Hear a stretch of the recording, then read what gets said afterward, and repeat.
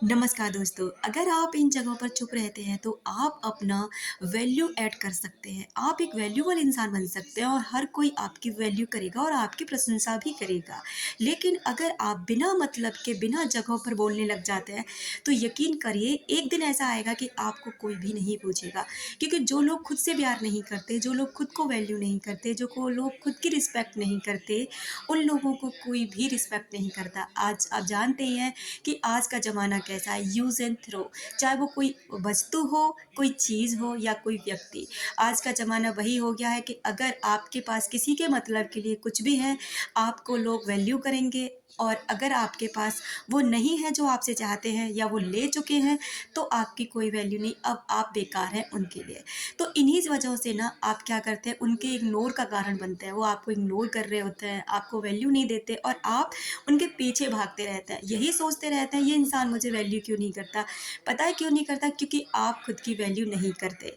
इस टॉपिक को हम दूसरे वीडियो में समझेंगे कि अपनी वैल्यू कैसे कराएं, लेकिन इसका आज का जो टॉपिक है वो ये है कि किन जगहों पर चुप रहकर ना हम अपने आप को बहुत वैल्यूएबल इंसान बना सकते हैं।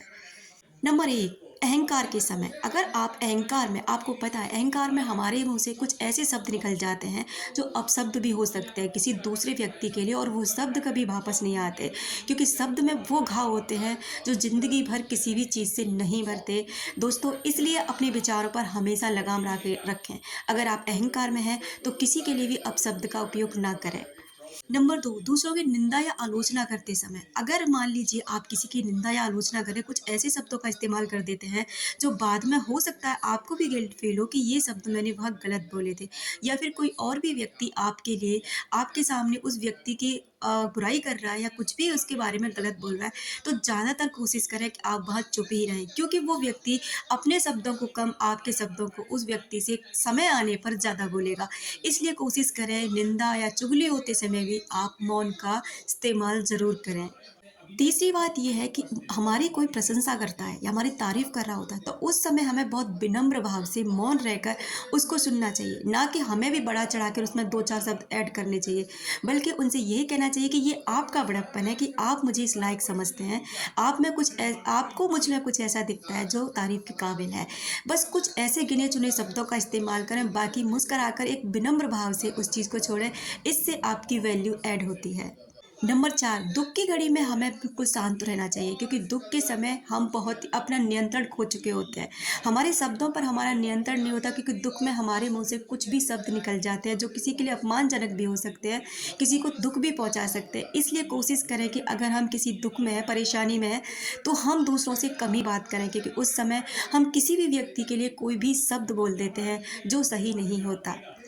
नंबर 5, अज्ञानता में। मान लीजिए कहीं पर कोई भी विषय पर चर्चा चल रही है और आपको उसके बारे में ज़्यादा नहीं पता, तो कोशिश करें वहाँ मौन रहें, क्योंकि अगर आप वहाँ मौन रहते हैं तो आप उस चीज़ को समझने में आपको आसानी होगी, उस सब्जेक्ट को समझने में आसानी होगी कि 2 लोग किस चीज़ पर संवाद कर रहे हैं। तो वहाँ पर आप मौन ही रहें, क्योंकि हमारी अज्ञानता में कभी-कभी ऐसा होता है कि हमें पता ही नहीं होता कि सब्जेक्ट किस विषय पर बातें चल रही हैं, और हम वहाँ पर बिना मतलब के बोल दिए जाते हैं, तो वहाँ पर भी हमारी कोई वैल्यू नहीं रहती, और हमें आगे चल के ना वो इंसान वैल्यू, दोस्तों हमें अपनी वैल्यू खुद करानी पड़ती है। आज का ज़माना वो है कि आपको कोई वैल्यू नहीं करेगा, बल्कि आपको कुछ अपने अंदर ऐसा पैदा करना होगा क्योंकि उससे आपकी वैल्यू हो सके। आप जानते ही हैं कि आजकल उन लोगों को सम्मान दिया जाता है जिनके पास कुछ होता है, पावर हो, पोजीशन हो, पैसा हो, रुतबा हो, कुछ भी हो, रूप का आकर्षण हो। तो कोई भी ऐसी चीज़ अपने अंदर इम्प्रूवमेंट ज़रूर करिए, अपने ऊपर ध्यान दीजिए, अपने आप से प्यार करिए। अज्ञानता में किसी भी से लड़ाई झगड़े करने से ज़्यादा आपको अच्छा है कि आप अपने ऊपर ध्यान दें। किसी के पीछे भागने से ज़्यादा अच्छा है कि अपने पीछे भागें, उन रहस्यों को जानें जो आपके अंदर हैं, जो महात्मा बुद्ध जान पाए, जो और ऋषि मुनि जान पाए, जो आजकल अपने हर आत्मज्ञान को बढ़ाने में आपका कारगर साबित हो, आपका सेल्फ रिस्पेक्ट बढ़े, जो आपकी ग्रोथ पर काम हो, उन पर भागें। क्योंकि आपका जीवन आपका है, बहुत वैल्यूबल है, इसे किसी और के पीछे भागकर बिल्कुल बर्बाद ना करें, क्योंकि आप भी इसी जर्नी पर आए हैं जो वो इंसान आया है। अपने-अपने कर्मों से सब अपने-अपने जीवन को जी रहे हैं और अपने-अपने हिस्से की ज़िम्मेदारी निभा रहे हैं। Thank you so much.